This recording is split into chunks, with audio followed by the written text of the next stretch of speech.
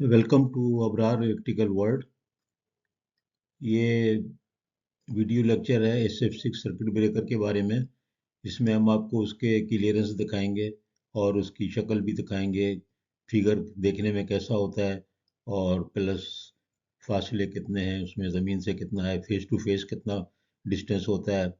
इसके बाद इसकी नेम प्लेट भी डिस्कस करेंगे। नेम प्लेट में कुछ चीज़ें तो यहीं पे डिस्कस हो जाएंगी और कुछ के लिए मैंने अलग भी वीडियो बना रहा हूँ जो ज़रा डिटेल में इंफॉर्मेशन चाहिए होती है। तो ये इसके अलावा जो कमेंट में लोग लिख रहे हैं मुझे, वो ट्रांसमिशन लाइन के बारे में कुछ वीडियोस बनाने का, तो मैं वीडियो बना रहा हूँ, इंशाल्लाह जल्दी अपलोड करेंगे। लेकिन मैं आमतौर पे ऐसे टॉपिक लेता हूँ जो कि कवर ना हो रहे हों। तो क्योंकि इतनी चीज़ें मौजूद हैं इंटरनेट पे और यूट्यूब पर कि थोड़ा सा एंगल देखना पड़ता है कि कोई चीज़ अगर नहीं है या है भी तो उसको सही तरह एक्सप्लेन हम अपने सिनेरियो में कर लें। तो इसलिए वो बहुत सी चीज़ों पे वीडियो मैं अभी नहीं बना रहा हूँ, वो बड़ी कॉमन है। तो आगे चलते हैं। ये देखिए, मैंने यहाँ पर आपको दिखाया है एक SF6 सर्किट ब्रेकर। पहले तो ये भी जान लें कि SF6 सर्किट ब्रेकर मैंने ख़ास तौर पे क्यों लिया। मैंने इसलिए लिया कि SF6 का जब नाम आता है तो आमतौर पे जहन फ़ौरन GIS की तरफ चला जाता है, गैस इंसुलेटेड सब स्टेशन। ये जो SF6 ब्रेकर कहा जाता है, ये असल में मिनिमम आयल जो ब्रेकर होते थे उसी की एक शक्ल है, जिसमें आयल की जगह SF6 गैस होती है। और वो कहाँ पर होती है? वो सिर्फ इस जगह पे होती है जहाँ पर कि ये इसका चैम्बर है। ये एक टर्मिनल है, ये दूसरा टर्मिनल है, और ये पूरा का पूरा चैम्बर है जिसके अंदर कंटैक्ट है। आप 7 नंबर यहाँ पे देख भी सकते हैं, यहाँ पर सारी चीज़ें दी हुई हैं। तो ये जो इतना हिस्सा है इसके अंदर SF6 होती है, जैसे कि आयल में होती है। आयल ब्रेकर में आयल होता है, मिनिमम आयल। एक बल्क आयल होता था, वो भी होते हैं थोड़े बहुत, लेकिन मिनिमम आयल के बाद SF6 सर्किट ब्रेकर। तो इसलिए मैंने सेलेक्ट किया कि ये GIS और इसका थोड़ा क्लियर हो जाए। ये देखने में बिल्कुल कन्वेंशनल मिनिमम आयल का लगता है ब्रेकर, आपको दूर से पता भी नहीं चलेगा कि ये कौन सा है। ये मैंने एक डायग्राम ली है ABB की, किसी में मैं लूंगा सीमेंस की, किसी में मैं लूंगा GE की, ताकि सब तरह का इक्विपमेंट लोगों को मालूम हो जाए। अब इसमें देखें, इससे फ़ायदा क्या है इस ड्राइंग को लेने का। जो लोग मुझसे पूछ रहे हैं कि क्लियरेंस के बारे में भी वीडियो बनाए ट्रांसमिशन लाइन की, तो मैं उसको भी थोड़ा यहाँ टच दूंगा, लेकिन मैं अलग से एक वीडियो बना रहा हूँ उस सिलसिले में। अब आप देखिए, क्लियरेंस की अगर बात करें तो ये ग्राउंड लेवल है, और यहाँ से कितना है? ये 2.2 मीटर। और ये भी यहाँ पर भी, ये यहाँ पर है जा करके लाइव पार्ट, ये वाला, ये लाइव पार्ट है यहाँ। तो अगर टोटल अगर आप डिस्टेंस देखें, ये मैंने दूसरी वीडियो में क्लियर दिखाने के लिए क्लोजअप कर दिया है। तो अगर आप इसमें देखें तो आपको पता चलेगा ये 2.2 और प्लस ये तकरीबन 50% इसका। तो सब मिला के अगर आप डिस्टेंस देखेंगे तो ये काफ़ी हाई हो जाता है, यानी तकरीबन ये हो जाता है यहाँ से अगर इस डायग्राम में राइट हैंड वाली में देखें तो आपको नज़र आ जाएगा कि ये दिस एंड प्लस दिस, तो ये दोनों को अगर मिला लेंगे तो ये देखिए 3 मीटर से भी ज़्यादा हो गया है। और 3 मीटर का मतलब आपका हो गया 10 फीट के करीब। ये 2.5 ये है, और उसके बाद 1.2 ये है। तो ये 3.5 मीटर हो गया, इसका मतलब है 11-12 फीट तो ये टर्मिनल हो गया। ये क्लियरेंस देखें। इंसान की हाइट कितनी होगी? इंसान की हाइट 2 मीटर तो नहीं होती, बहुत मुश्किल से होती है। अगर है भी तो 2 मीटर, ये यहाँ से यहाँ तक इंसान की हाइट हो गई। लेकिन हाइट में फिर ये लेते हैं कि अगर हाथ ऊपर किसी ने कर दिया तो फिर क्या होगा? हाथ ऊपर कर लिया, जैसे एक्सरसाइज में करते हैं, तो वो मार्जिन भी रखा जाता है। खाली ये नहीं अपने आदमी की हाइट ले लें आप, अपना हाथ ऊंचा करें और वो हाइट भी नापे पूरी कितनी है, तो हाथ भी लगा लें तकरीबन 2 फीट का। तो एक आदमी 8 फीट का हो गया, 9 फीट का हो गया, इससे ज़्यादा नहीं होता। तो ये देखें, ये मिनिमम भी अगर इसका पॉइंट आ रहा है तो ये इतना यहाँ से आपको मिल जाता है, क्योंकि 11 फीट के करीब हो जाता है। तो ये देखें, ये क्लियरेंसेज ये हैं, ये सेफ्टी क्लियरेंसेज होते हैं। वरना क्लियरेंस तो मैं आपको एक इंडिकेशन दे दूं कि अगर आप 11 kV की लाइन को देखते हुए जाएं रोड पे, कहीं 3 फीट की स्पेसिंग है, कहीं 5 फीट की स्पेसिंग है, और जब यार्ड के अंदर 11 kV ब्रेकर को जाके देखें तो इंसुलेशन हो या ना हो, जहाँ पे केबल भी टर्मिनेट होता है, नजर आते हैं टर्मिनल, तो फासला मुश्किल से 2 इंच भी नहीं होता, 2-2.5 इंच होता है। तो ये क्या वजह है कि आप जब 2-2.5 इंच की ज़रूरत है तो बाहर फासले इतने क्यों? वजह ये है कि ये जो है ना, ये सेफ्टी क्लियरेंस हैं, ये अप्रोचेबल टू पीपल हैं। जो यहाँ पर कोई भी चिड़िया आ सकती है, कुछ भी हो सकता है, तो ये इसलिए ये सेफ्टी क्लियरेंस है। और अगर मिनिमम क्लियरेंस आप देखेंगे फेस टू फेस तो 2.5-3 इंच होता है ना ब्रेकर के अंदर 11 kV के। तो जब इंडोर में आओ देखें वो भी एयर होती है, वो मैं बात कर रहा हूँ नॉर्मल ब्रेकर की 11 kV मीडियम वोल्टेज, जाके आप देख लीजिए। तो बात ये है कि इलेक्ट्रिक की एयर की डाई इलेक्ट्रिक स्ट्रेंथ कितनी है, 21.1 RMS वैल्यू है पर मिलीमीटर, एंड जबकि उसकी पीक वैल्यू है 30 kV पर मिलीमीटर। तो इसका मतलब यह है कि 1 मिलीमीटर जो है वो 21 kV RMS स्टैंड करता है। डाइलेक्ट्रिक स्ट्रेंथ इतनी ज़्यादा एयर की होती है, इसलिए इतने मिनिमम क्लियरेंस होते हैं वहाँ पर अंदर। लेकिन वो अंदर का मतलब है कि वो अप्रोचेबल तो नहीं है ना, कोई आदमी उनको करीब तो नहीं जा सकता कि बगैर बंद किए उनको छुए, मना है उनको। तो उसके ऊपर लिखा होता है, प्लेट पे बाहर भी लिखा होता है डेंजर ये वो। तो इसलिए ये कि मैंने बनाई है कि इससे बहुत सी चीज़ें आपको साथ साथ समझा रहा हूँ। फिर इसी तरह जब ट्रांसमिशन लाइन इसमें आएगी, यहाँ पर एक जगह से बस बारें आ रही होंगी, बस बार आगे दूसरी तरफ से जाएगी, तो ये तो सेट हो गया। फिर इसी तरह ये देखें फेस टू फेस कितना है ये 1.75।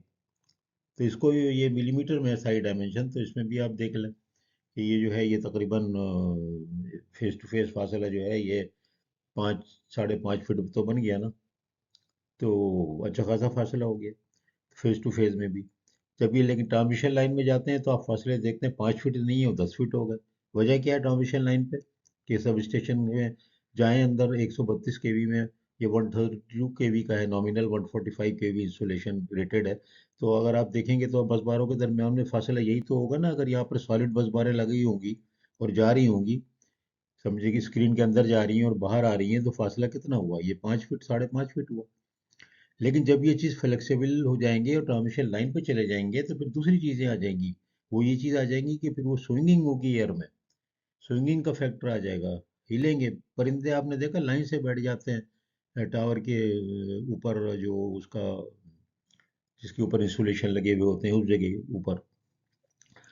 तो ये सारी चीज़ें मिला के बाहर जो है जो स्विंगिंग आइटम है वहाँ देखे फासला बढ़ गया। तो इसलिए ये चीज़ें मैंने एक डायग्राम तो ली है, लेकिन मैं आपको इसमें सबस्टेशन के अंदर नॉन अप्रोचेबल भी क्लियरेंस से बयान कर रहा हूँ, और मैं बाहर ट्रांसमिशन लाइन में क्यों इतनी ज़्यादा हो जाती हैं, 11 kV लाइन में क्यों ज़्यादा होती हैं, वो भी मैं बयान कर रहा हूँ। क्योंकि वहाँ ह्यूमिडिटी होती है, बारिश हो रही है और वो स्विंगिंग हो रही है, तो और बहुत से फैक्टर आ जाते हैं, लाइटनिंग हो रही है उसकी वजह से स्पेसिंग आ रही है। तो ये सारी वजूहात की वजह से वो आप देखते हैं कि जब बाहर जाते हैं तो लाइन ज़्यादा हो जाती है। ये यहाँ पर ये मैकेनिज्म है, इंडिकेटर भी यहीं पे होते हैं ये सारे इंडिकेटर है, पिछली वीडियो में शो कर रहे हैं सब, आप देख लीजिएगा इंडिकेटर है ये। ऑन ऑफ का फिर स्प्रिंग का जो मैकेनिज्म है इसके अंदर चार्जिंग वगैरह वो भी सब इसी के अंदर होती है, लिखा हुआ है। स्प्रिंग हैंडल है, हाथ से भी आप चार्ज कर सकते हैं, ये देखें चार्ज आप हाथ से भी कर सकते हैं, मोटर भी होती है। तो ये सारी की सारी जो चीज़ें हैं ये मैंने बयान करने के लिए ये एक वीडियो आपको दिखाई, लेक्चर बना रहा हूँ ताकि क्लियरेंस आपको आइडिया हो जाए, जब भी हो इसको रेफर कर लें। और ये जो है तकरीबन किसी कंपनी का ब्रेकर होगा तो सबके लिए वैलिड भी है। ये एबीबी का ब्रेकर है। एबीबी जो है आपको पता है ये दो कंपनियों मर्ज हुई थी जब बनी थी, पहले एक ब्राउन बावरी थी और एक आसिया थी। आसिया ब्राउन बावरी जब मर्जर हुआ है तो ये एबीबी बन गई, आसिया ब्राउन बावरी पूरा नाम होता है। मैं थोड़ा बहुत हिस्ट्री में दिलचस्पी लेता हूँ तो मैं उसमें आ जाता हूँ, बता देता हूँ आपको। ये देखिए ये इसकी नेम प्लेट है। ये नेम प्लेट को अगर आप देखेंगे तो इसमें ये बहुत सी चीज़ें आपको नज़र आ रही हैं। ये जो ऑपरेटिंग डिवाइस टाइप है ना, ये मैकेनिज्म का होता है। ये मैकेनिज्म का अपना इनका इनका अल्फ़ाबेट है, इससे कोई आपको इतना ताल्लुक नहीं है, ये भी इनका अपना, ये जो है ये भी इनका अपना एबीबी का, यानी एबीबी लिखा है ना। इसके बाद देखें आप कि ये सारी चीज़ें आपको मुख्तलिफ चीज़ों में हमने डिस्कस कर ली हैं। ये SF6 प्रेशर है 20 डिग्री सेंटीग्रेड पर, ये 0.9 MPa, 0.7 MPa, 0.62, 1 MPa। तो इसको आप कन्वर्ट कर सकते हैं PSI में भी, तो वो आप देख लीजिएगा उसको 145 के करीब PSI होता है 1 MPa। तो ये वॉल्यूम भी दिया हुआ है, 50 लीटर गैस होती है इसमें हर चैम्बर में। परपोल है, ये देखें परपोल है, तो इसका मतलब है कि टोटल गैस कितनी हो गई, 150 हो गई लीटर में। फिर ये ब्रेकिंग करंट 40, DC कंपोनेंट इसमें जो आपको पता है ऑफसेट शॉर्ट सर्किट करंट में आता है। फिर मेकिंग करंट देखें ये 100 है, ये 40 है, तो आपको मैंने अलग वीडियो बनाई है कि 2.5 टाइम होता है, ये देखिए 2.5 टाइम आ गया। शॉर्ट टाइम करंट 3 सेकंड के लिए 40 kA, इस पे भी वीडियो बनी हुई है हमारी। चार्जिंग ब्रेकिंग करंट ये 50 एम्पीयर, ये है कि अगर आप कैपेसिटर वगैरह है केबल है उसको आप मेक एंड ब्रेक कर रहे हैं, नो लोड पे है, तो ये चार्जिंग करंट इतना ये अच्छा खासा होता है। अगर आप देखेंगे तो ये सफिशिएंट होता है। वजन देखें कितना है इसका, 1300 kg, यानी तो टन में लगाएंगे तो 1.3 टन हो गया। और गैस, मास ऑफ गैस जो है 7 kg है। लीड ये वॉल्यूम था, ये इसका केजी है। रूल कौन सा, रूल का मतलब स्टैंडर्ड कौन सा, 6271, ये भी लेटेस्ट स्टैंडर्ड है। ये बहुत पुराना ब्रेकर नहीं लिया मैंने।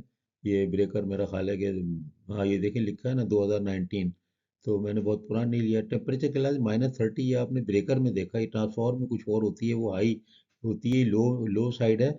मतलब ये कि जब टेम्परेचर लो होता है आमतौर पे 15-20 डिग्री माइनस वाले एरिया में लगाएं, तो उसको भी सस्टेन ये करेगा। उस वक्त लो करंट की वजह, लो टेम्परेचर की वजह से कुछ और मसले पैदा होते हैं। अब ये देखें, ये ऑपरेटिंग प्रोसीजर, इस पे भी ड्यूटी साइकिल पे मैंने एक वीडियो बनाई हुई है। 0.3 सेकेंड, यानी ओपन के बाद आप 0.3 सेकेंड क्लोजिंग के लिए वेट कर सकते हैं। क्लोजिंग होगी 0.3 सेकेंड के बाद होगी, ये थोड़ा सा टाइम देना ज़रूरी है और क्विंचिंग के लिए। और उसके बाद क्लोज के बाद ओपन फ़ौरन होगा, सी के बाद ओ ज़रूर आएगा फ़ौरन, उसमें गैप नहीं होगा, रिमेंबर। फिर देखे 3 मिनट आप वेट करा रहे हैं, आप एक दफ़ा हो गई ना रिक्लोजिंग, तो अब नहीं। अब आपको 3 मिनट वेट करना है, क्योंकि बहुत सी चीज़ें सेट हो जाएं अंदर, और उसके बाद फिर क्लोज करें, लेकिन देखें वो फिर फौरन होगा। तो ड्यूटी साइकिल भी इसको कहते हैं, ऑपरेटिंग सीक्वेंस भी कहते हैं। तो ये मेरा ख्याल है कि आप लोगों को मैंने बहुत जल्दी जल्दी काफ़ी चीज़ें बता दी हैं, और कुछ चीज़ों पे मैं अलग से भी वो करने वाला हूँ वीडियो। मिसाल के तौर पे इसमें first pole to clear factor नहीं है, first pole to clear factor 1.5 है, इसके ऊपर मैं अलग वीडियो बना रहा हूँ। ये आपको एक्सप्लेन करूँगा कि ये है क्या।